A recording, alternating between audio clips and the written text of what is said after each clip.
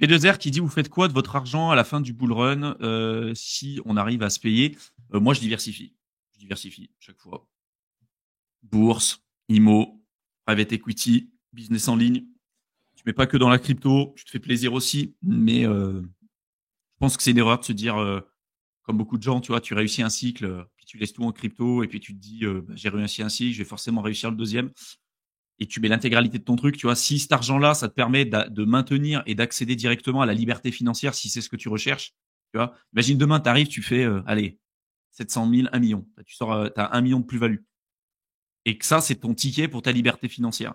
Et tu te dis, bon, bah, je vais pas sortir maintenant parce que le 1 million, d'ici 5 ans ou 10 ans, ça peut peut-être se transformer en 10 millions. Tu vois, sur le prochain cycle, ça peut se transformer en 10 millions. Ouais, ça peut aussi se transformer en zéro. Et donc, tu auras passé 8 ans ou 9 ans à réinvestir ton truc, à passer des années à faire ça, et il te reste que dalle, et tu as perdu le ticket de ta liberté financière. Est-ce que ça vaut le coup de le remettre en jeu, tu vois? Et moi, mon prérequis là-dessus, c'est que ça ne le vaut pas du tout. Il y aura toujours la possibilité de revenir dans la crypto parce que, vous voyez, hein, regardez, hein, depuis 2021, il y en a qui sont encore dans le rouge depuis des années. Voilà, si vous aviez utilisé vos plus-values pour l'investir en bourse, en IMO ou peu importe, pour vous diversifier, vous seriez peut-être beaucoup plus serein et vous auriez même pu, en plus, augmenter votre bag avec un cash flow régulier si vous faites les choses correctement. C'est un truc que je vous explique hein, sur Eternal Étudiant, hein, sur mon autre chaîne. Hein. Je parle justement de mon parcours, de ce que j'ai fait. Donc, n'hésitez pas à y jeter un coup d'œil. Vous avez le lien de mon autre chaîne YouTube dans la barre d'infos. Mais oui, la crypto, c'est un levier intéressant. C'est un accélérateur financier, encore une fois, mais c'est pas une solution miracle. Et je pense qu'aujourd'hui, de se dire, je remets ma liberté financière uniquement et exclusivement dans la crypto, je pense que c'est une erreur et que c'est pas parce que vous avez réussi un cycle que vous pourrez forcément réussir le deuxième. Vous avez la possibilité aussi de faire plein d'erreurs. Des mecs qui sont dans la crypto depuis des années, qui se font hacker à un moment donné, ça arrive aussi plein de fois. Et voilà, on est humain. Et je pense qu'à un moment donné, il faut se protéger. Et si vous avez atteint le seuil de liberté financière, vous dites OK, ça c'est mon ticket pour la liberté financière. Oui, ça peut peut-être monter plus haut et tout, vous en foutez, vous vendez tout, vous vous barrez, vous déclarez vos plus-values, vous vous faites suivre, vous sortez, vous validez votre truc, vous êtes libre financièrement. Et après, c'est du bonus. Après, si vous voulez revenir, vous dites OK, là il y a des petits altes, des petits machins, je me fais plaisir, je reviens. Mais vous sortez, vous prenez des plus-values. Ça, il y a personne qui vous le dira en crypto, parce qu'il y en a toujours qui vous diront restez en stablecoin, revenez sur le prochain cycle. Oui, vous pouvez le faire, mais quand tu es sur un truc de life changing, vraiment life changing, allez, l'argent d'aujourd'hui vaut beaucoup plus que l'argent que tu pourrais avoir dans plusieurs années. Parce que tu sais pas combien ça peut valoir dans plusieurs années. Ça peut valoir zéro, comme ça peut valoir beaucoup plus. Donc voilà, a priori, l'argent que tu as aujourd'hui, tu l'as. Donc valide-le, barre-toi avec ça, valide tes plus-values, investis à côté et tu me remercieras dans plusieurs années. Quoi. Donc, je sais pas si tu veux rebondir, Théo. Ah oui, non, moi, sûrement encore une fois, hein, bon, ça se connaît pas mal aussi, mais c'est vrai, après, t'as pas forcément, c'est sûr, si t'arrives sur ces niveaux-là, c'est pas mal aussi, mais tu peux aussi valider, avoir des objectifs, je sais pas, tu vois, genre, t'acheter un ordi, t'acheter une voiture, t'acheter une maison si t'en as besoin, et avoir des trucs concrets dans la vie réelle, tu vois, parce que c'est vrai que souvent, on décorrèle l'argent qu'on a en crypto de la vie réelle. Au bout d'un moment, tu vois, il faut se dire que vraiment, cet argent que tu vois sur ton portefeuille, à part si tu sors un vieux même coin illiquide, mais bon, ça c'est un autre truc. J'espère que c'est pas le cas, tu vois. Mais si tu sors, potentiellement, ça peut acheter des trucs dans la vie réelle, tu vois, cet argent que tu vois sur ton petit écran.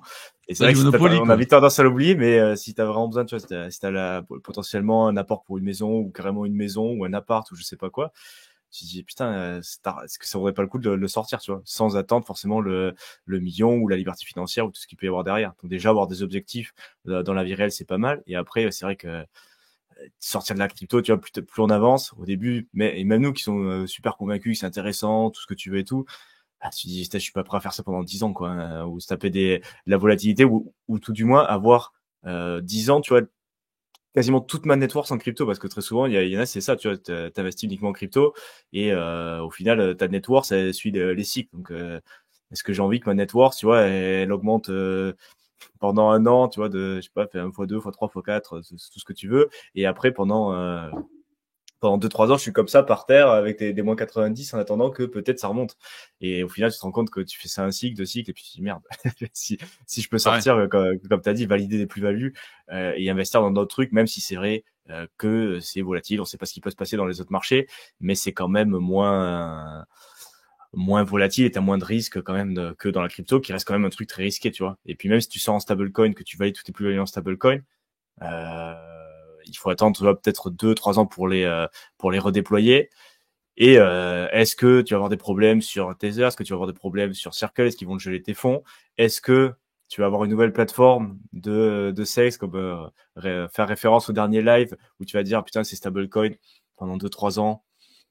Est-ce que j'ai pas cherché un petit peu de rendement, tu vois, comme un compte de dépôt ou un truc comme ça? Tu dis putain merde, même sur mes euros, j'arrive à trouver un livret A, un compte de dépôt à terme, un truc comme ça pour faire 2-3%.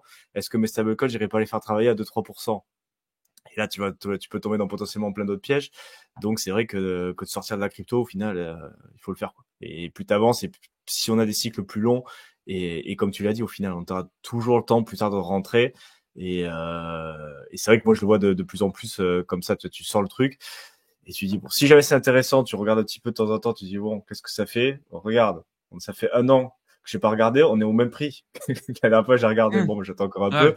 Ou alors, je dis, voilà, ça commence ok, au niveau timing et tout, on est bon pour rentrer, on re-rentre, mais pas plus dépendre de ça, parce que c'est vrai que c'est lourd, hein, pour ceux qui ont pas mal d'argent et qui sont là, qui ont suivi les fluctuations et que c'était votre principale source de net worth. Je sais pas comment on pourrait dire ça de manière un peu plus, mais voilà, si c'était Votre valeur nette patrimoine, quoi, ouais. ouais, votre principale, là où stocker la principale valeur que vous aviez en termes monétaires, c'est pas, ouais, c'est pas fameux, et c'est vrai que du coup, pensez à sortir, quoi. Faites votre plan, et justement, c'est des périodes comme ça où il se passe pas grand chose, où on se fait chier, où c'est encore le bon moment pour planifier et voir comment on peut faire.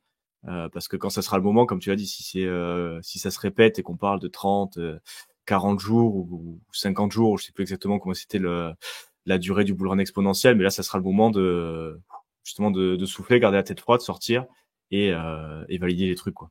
Parce que ça, c'est très dur, hein. Quand vous êtes, c'est à peu près 50 jours. Le cycle précédent, c'était à peu près une cinquantaine de jours où il y avait la croissance parabolique vraiment sur les alts et l'alt season en tant que tel. Il y en a qui disent que ça dure à peu près 6 mois. Alors c'est vrai parce qu'en fait, il y a des sous-vagues dans la alt season, et en fait, si tu prends de la première vague jusqu'à la dernière, ça peut durer jusqu'à 6 mois. Mais en fait, il faut être capable de trouver la bonne vague et de passer de vague en vague, quoi, hein. Ceux qui ont déjà essayé de faire du surf, bon, vous savez un peu quel point ça peut être compliqué de passer de vague en vague. Il faut quand même avoir de l'expérience.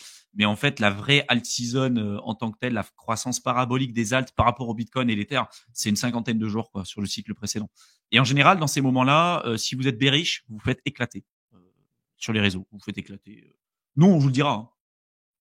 On continuera de dire, on a toujours été un peu à contre-courant de ce qui se dit un peu de partout sur les réseaux, et on continuera de le faire.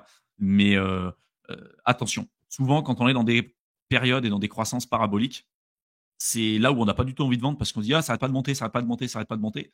Sauf qu'au final, si vous vendez pas là, c'est 3 ans et demi de merde qui vous attend. Sachant que peut-être, euh, ce delta-là, il va peut-être encore augmenter, parce que peut-être que les cycles, à un moment donné, vont être de plus en plus longs.